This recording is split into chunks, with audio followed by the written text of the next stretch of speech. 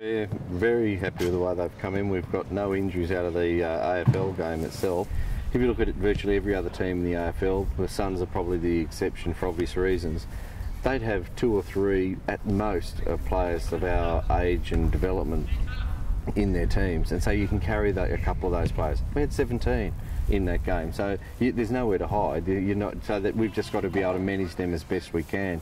It starts straight away. As soon as they're coming off the ground, we're really getting ready for the next game. So we start our recovery, and that's nutritional. It's about, thank you, mate. Coaches take it all very seriously, don't they?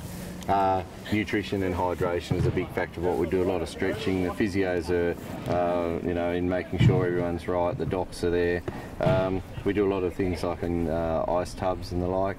We've got a very good supplement regime. We're looked after pretty well by a company called Masashi, and that's a really important part just to get things going. Then the following day we get them all together again, and we like to put them in water, so we're down at Cabarita Pool. I really like the movement stuff in the water because it's water doesn't make the muscle weightless, but it takes a lot of the weight up, so it also has a massaging effect on the whole body by moving in the water, so you've got that.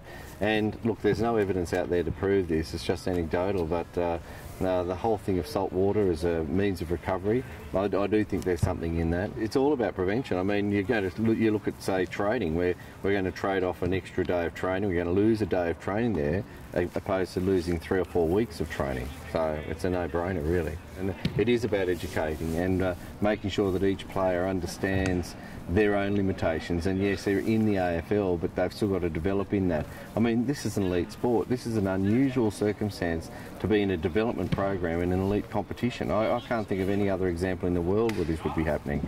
So, we had the youngest team in history of AFL out there the other night, and it is about education, and education in preparation, education about what you do after a game, obviously education what goes on in the game. It's going to be a long haul, but I think we've made a promising start on it.